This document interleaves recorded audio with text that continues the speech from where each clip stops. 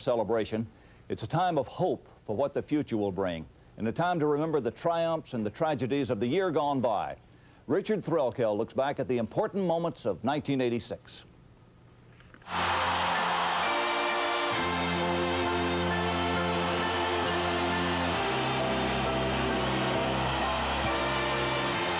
It began with such good wishes.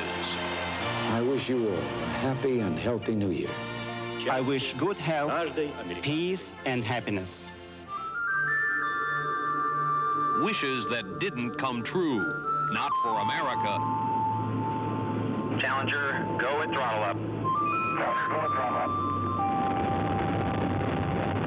Our astronauts died before our eyes in one awful instant. Among those aboard was a teacher. The school children spoke for all of us. I was horrified. I didn't think that would happen. I didn't think that would happen.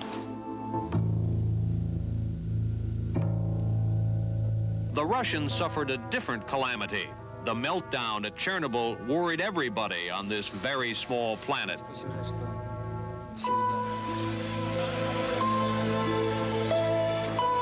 There were other things to worry about. Terrorism. The White House blamed it on Libya and acted accordingly. The purpose of the attack was to hit the nerve center of terrorist training, and that's what we hit. South Africa. They just come and shoot us. More of an outcast society than ever. If we are forced to go it alone, then so be it. AIDS. The World Health Organization said 10 million people are carriers. Drugs, especially a bad new one, crack. The first couple even tried some moral suasion. When it comes to drugs and alcohol, just say no. When you wish upon a star. Or you could look on the bright side of 1986. You could tell everyone you saw Halley's Comet, barely. Bright star on the top and the fuzzy thing below. I think I saw it all right. You could say you saw the Bears beat the Patriots in the Super Bowl with a refrigerator. Harry! Saw the Red Sox boot the World Series. Behind the bag! It gets through Buckner! Here comes Knight and the Mets win it! Martin getting the lead! Willie Shoemaker rode a Derby winner at age 54. Jack Nicklaus won the Masters at age 46. Yes, sir!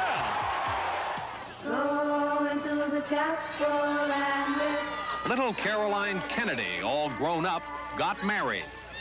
Her cousin, Maria Shriver, married a muscle man. An actress, Tatum O'Neal, married a tennis star.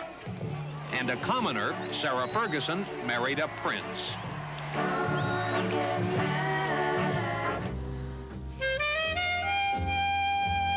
Some old familiar faces disappeared.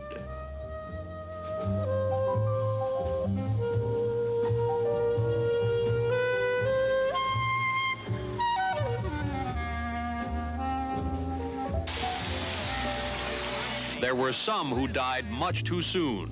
Len Bias, our own Joe Spencer, and his producer, Mark McDonough.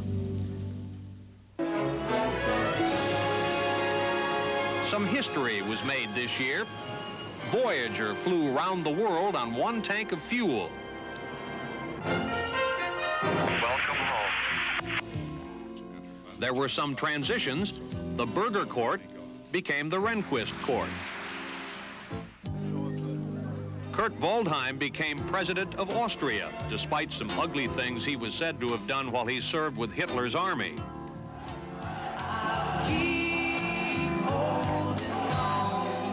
Cory Aquino became president of the Philippines, thanks to people power. The long agony is over. We are finally free, and we can be truly proud. Ferdinand and Imelda Marcos wound up in exile in Hawaii. She even had to leave her shoe collection behind. There were some comings and goings. Baby Doc Duvalier had to make a quick getaway from Haiti. The Russians released their dissident, Anatoly Sharansky. The Nicaraguans captured Eugene Hassenfuss and later let him go. The Russians released Nick Danilov, American journalist. We released Gennady Zakharov, Soviet agent. It wasn't a trade, they said, just a coincidence.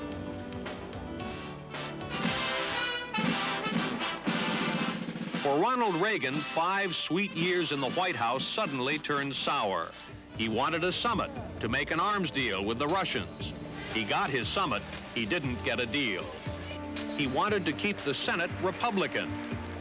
Just win one more for the Gipper. The Gipper lost. He wanted the Contras to win in Nicaragua, and he desperately wanted to get our hostages out of Lebanon. He got 2 this year. Those guys are in hell, and we've got to get them home. But those 2 presidential preoccupations caused the biggest White House scandal since Watergate, damaging his presidency and his good name. The polls show that a lot of American people just simply don't believe you. The president promised no secrets, but the president's men who knew the secrets just said no. I respectfully and regretfully decline to answer the question based on my constitutional rights.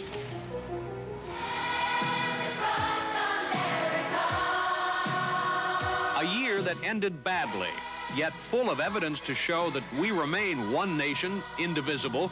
We joined hands almost all the way across America. The drought ruined the crops in the South, so the Midwestern farmers brought some of theirs. It means that the country we're so darn proud of is able to pull together.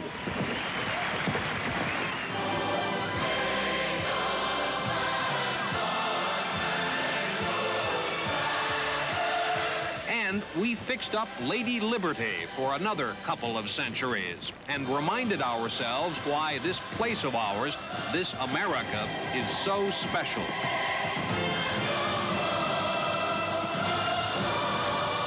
Richard Threlkeld, ABC News, New York.